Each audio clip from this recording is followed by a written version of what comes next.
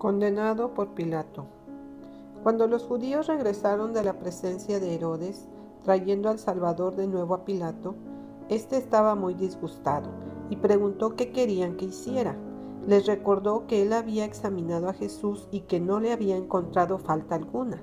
Les dijo que habían traído quejas contra él, pero que no habían podido probar un solo cargo. Como se dijo en el capítulo anterior, lo habían llevado a Herodes, que era judío, como ellos, y éste no había encontrado en él nada digno de muerte.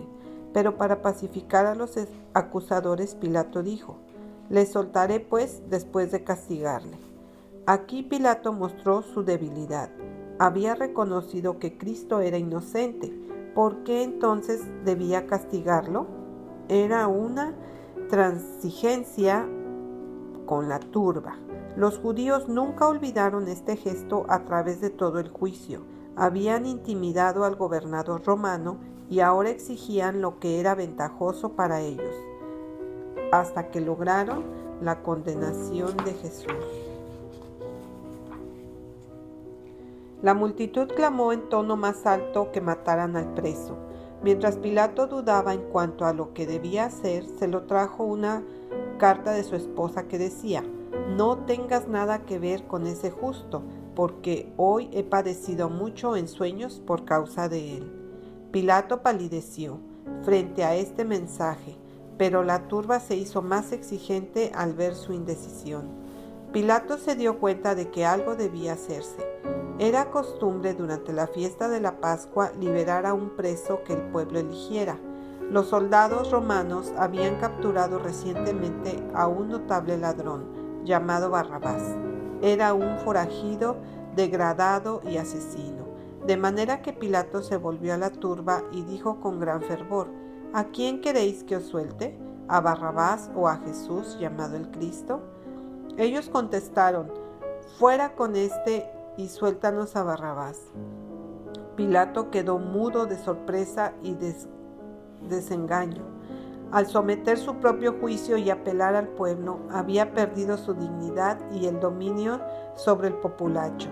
Después de esto no fue más que un instrumento de la turba. El pueblo lo dominaba como quería.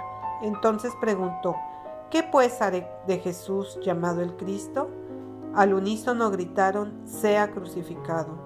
Y el gobernador le dijo: «Pues qué mal ha hecho».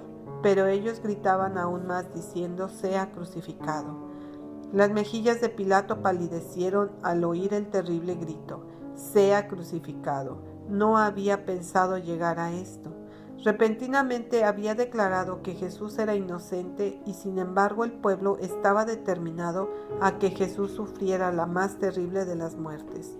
Otra vez les formuló la pregunta: «¿Pues qué mal ha hecho?». Y otra vez se elevó el terrible clamor: «Sea crucificado». Pilato hizo un último esfuerzo para tocar su simpatía. Jesús fue traído, desmayado de cansancio, cubierto de heridas y azotado a la vista de sus acusadores. Y los soldados entretejieron una corona de espinas y la pusieron sobre su cabeza, y le vistieron con un manto de púrpura y le decían: «Salve, Rey de los judíos», y le daban de bofetadas. Escupieron sobre él, y una mano perversa le arrebató la caña que había sido colocada en su mano, y con ella golpeó la corona que estaba sobre su frente. Así las espinas penetraron en sus sienes y comenzó a correr la sangre por su rostro y su barba. Satanás indujo a la soldadesca cruel a ultrajar al Salvador. Era su propósito provocarlo, si era posible, a tomar venganza o inducirlo a realizar un milagro para liberarse, y así frustrar el plan de la salvación.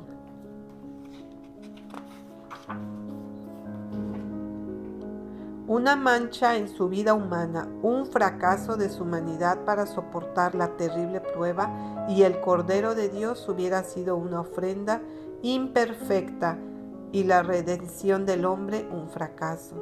Pero aquel que comandaba las huestes angelicales y que instantemente podría haber hecho venir en su ayuda a legiones de santos ángeles, uno solo de los cuales podría haber vencido de inmediato a aquella turba cruel, aquel que podría haber herido a sus atormentadores con la refulgencia de su divina majestad, se sometió con digna compostura a los más duros ultrajes e insultos. Así como la crueldad degradaba a estos torturadores a un plano más bajo que el nivel humano, haciéndolos semejantes a Satanás, de la misma manera la humildad y paciencia de Jesús lo exaltaban por encima de la humanidad y probaban su relación con Dios. Pilato fue profundamente conmovido por la paciencia silenciosa del Salvador. Pidió que Barrabás fuera traído a la sala de juicio y entonces presentó junto a los dos presos, señalando al Salvador. Dijo con voz de solemne súplica: «He aquí el hombre. Mirad, os lo traigo fuera para que entendáis que ningún delito hallo en él».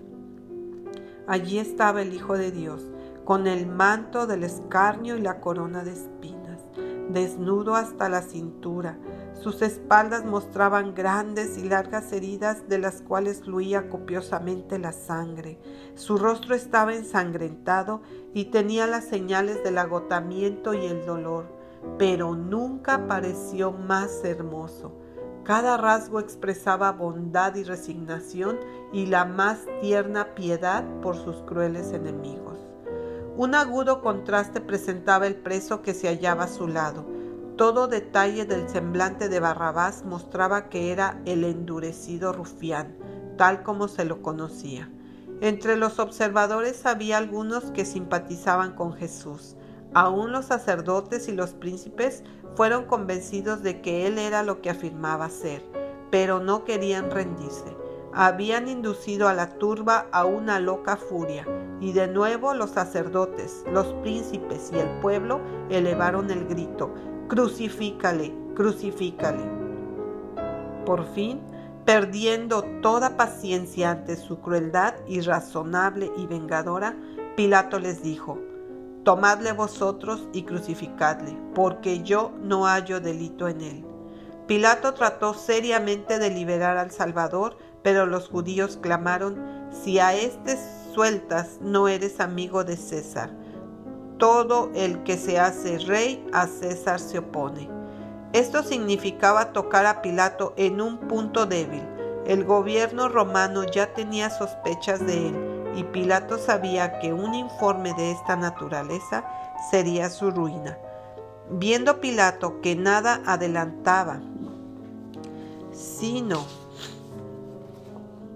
que se hacía más alboroto, tomó agua y se lavó las manos delante del pueblo, diciendo: «Inocente soy yo de la sangre de este justo, allá vosotros». Pilato trató en vano de liberarse de la culpa de condenar a Jesús.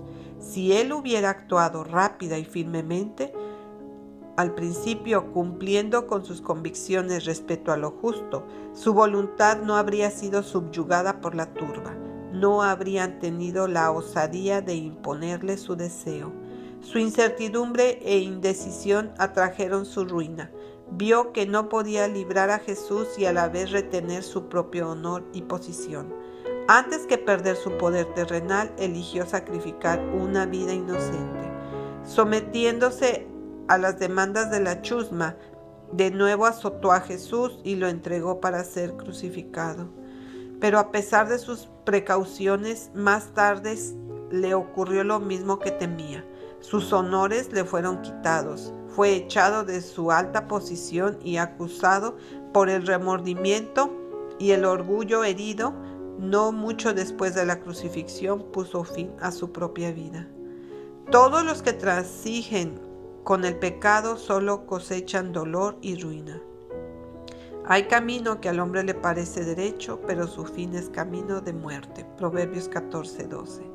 Cuando Pilato se declaró inocente de la sangre de Cristo, Caifás contestó desafiante: «Su sangre sea sobre nosotros y sobre nuestros hijos». Y las terribles palabras fueron repetidas por los sacerdotes y también por el pueblo. Era una terrible sentencia que debía alcanzarlos. Era una herencia horrorosa que pasaría a su posteridad.